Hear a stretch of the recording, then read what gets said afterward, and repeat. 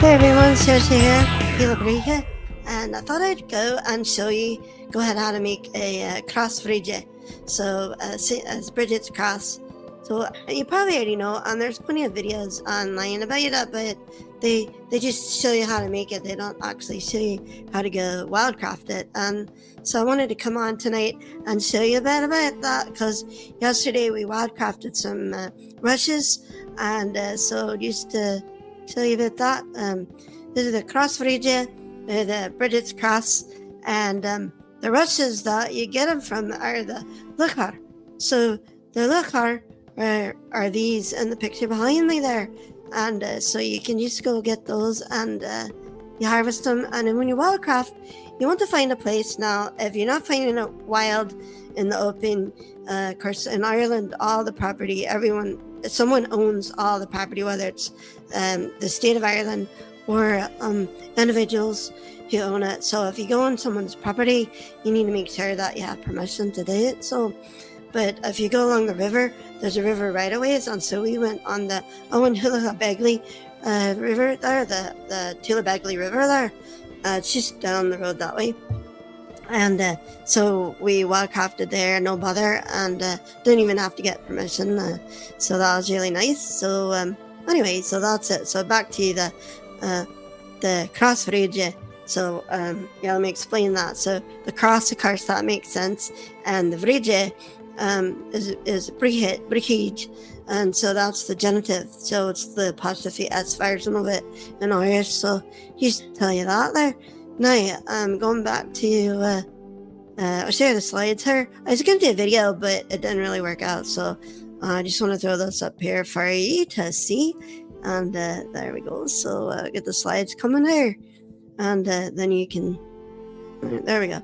So now you can see what it is. So here we go.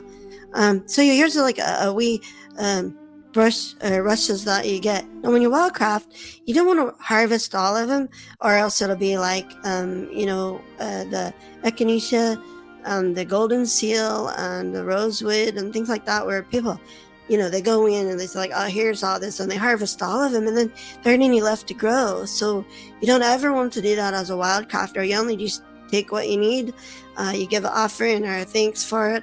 And you just cut part of it. So I never cut a whole bush. Now with the rushes, it's probably all right to do that because it's kind of a grass kind of a thing. But for flowers or any kind of medicinal herbs or remedies or ritual things, you don't want to ever harvest all of it. So that's just the number one rule for wildcrafting there. All right, so what we do is, this is one of the right here by the river that we harvested these rushes. This is how you do it. You just take a sharp knife, or your bowling or whatever you want to use there, and use that. You can use some secateurs or some shears. And there's the Tuilabegly River there.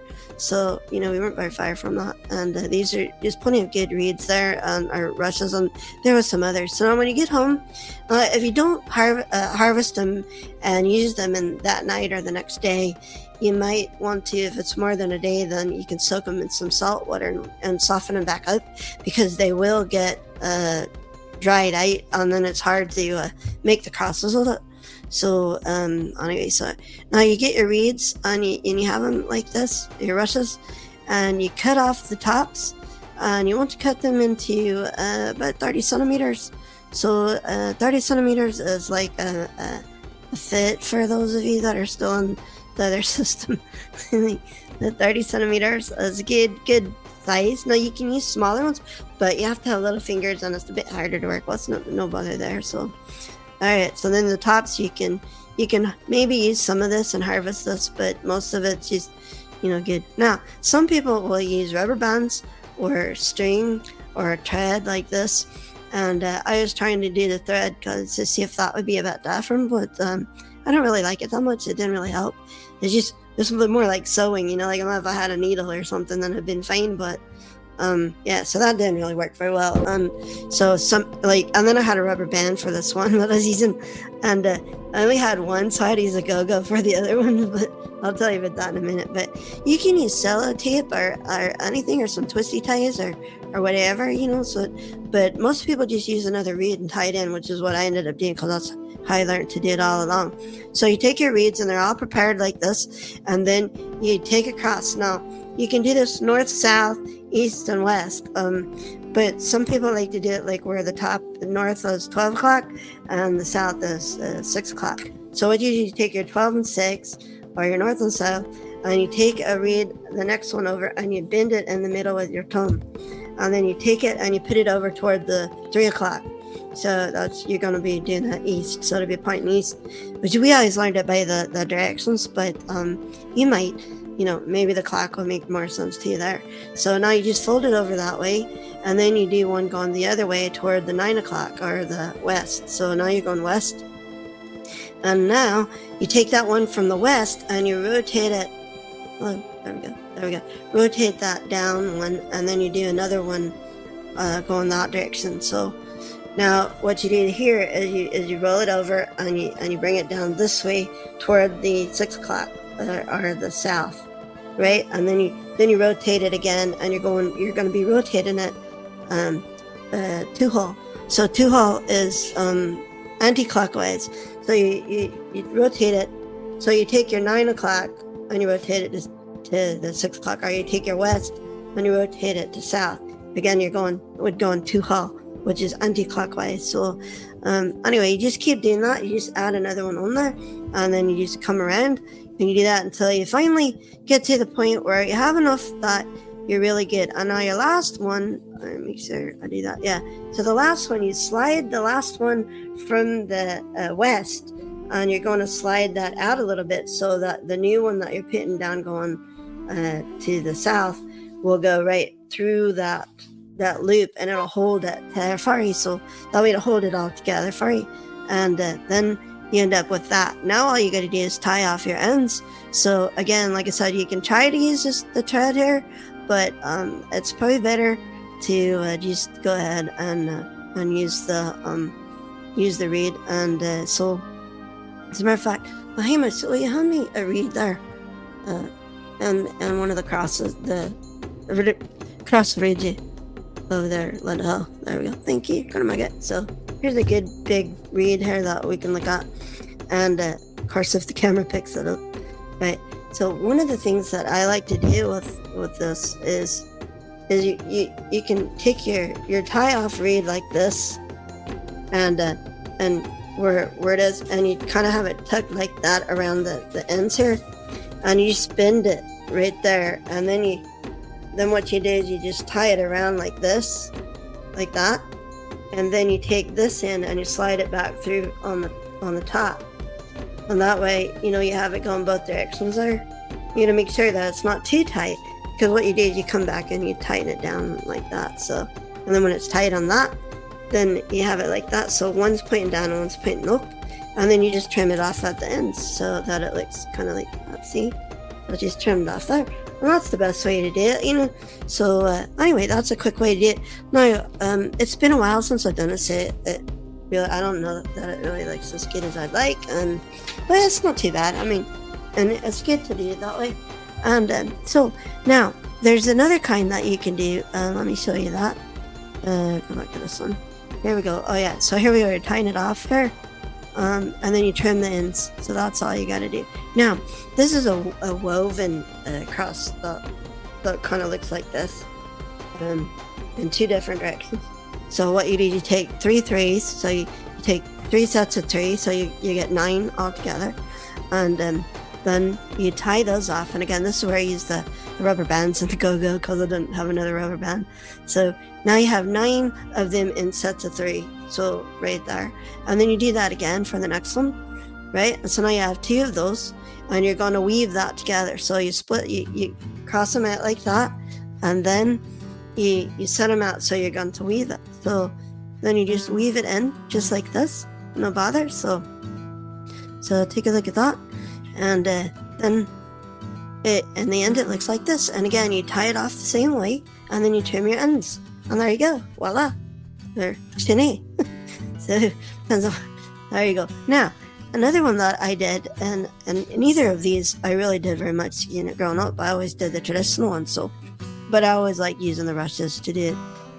this is the three-legged one, which you can think of the Triskalia or something like that, like, or the Trinity one. And so what you do here is you do it the same way, except you're only doing 3. And what you got to do is you got to bend that 9 o'clock one down. So each time you rotate it 2 hole, you bend it down. But there's better instructional DVDs, or not DVDs, videos on YouTube that you can watch for that. So there you go. So yeah, and that's what it looks like. They're ready to after it's tied off, and now we just trim it off, and there you are. So here's the 3 that I made today for this video. So they look pretty good there, and yeah. So what do you know? And that's what it looks like size wise for on the wall. So I have my little wee one there, and then I have that one. So anyway, that's it. I hope that's informative for you there, and give you a little bit of Irish tradition and folklore there. A little bit on the Groundhog Day. I don't know if I mentioned this in the other video for Freedom Saoirse this morning, but Groundhog Day comes from the Celtic tradition with the Cailleach, and or Brighid, the goddess, whichever one, back in the Celtic days. And so what they did was, the story is that the Cailleach would come out from winter time, and if it's going to be a long winter, then you have a sunny day on Bridget's day, or Imbolg. Imbolg means in the stomach, in the tummy, so it's in the tummy of winter. So midwinter is a day, and so it starts from Greenstad and Gavry all the way to Connacht on Erie. So from Yule, December 21st, the solstice, the winter solstice, to the equinox, the spring equinox. Right in the middle of that is Imbolg, so, or right close to Bridget. So, and you might think that Bridget's day was on the 1st of February. That's only for the calendar. So the calendar people did it the 1st of February, but the Celts did it the night before. It's a night and then day, and that's one day. So it was evening and morning in one day. So that's how the Celts did. Of course, other traditions did that way too. And so on the equinox, halfway between that, it's going to be on the 4th. So the 4th of February this year. So, and then also the bank holiday is on the 5th, because last year Ireland started remembering to do it as a bank holiday now too, because everyone else was doing it anyway. So it's like, why not make it a national holiday? So that's what they did last year. So that was grand too. So anyway, so if you missed the 1st, you can still celebrate on the evening of the 3rd. So on the 3rd, and then the 4th will be the actual day. But you have 3 days, just like a full moon. You have 3 days that you can celebrate it. Don't have to be totally specific on that one day. So if you miss the 1st night, you still have the 2nd night and the 3rd night to do it. So there you go. So get your cross, put it out, you let it be blessed, put some cloth out, put some banya out, so put that out, and then you'll be blessed for the year, and that'll be good if you want to keep that tradition going. So, well, that's it for now. I don't want to go on for all night long. Happy Friday. Hope you have a splendid weekend. It's a bank holiday, so we have 3 days off now, so basically almost 4 days. So it's good to do it, so we can recover from Christmas and New Year's and all of that, and have a day to catch up and look forward to spring. So that's what we'll be doing tonight. So, Sinead Full.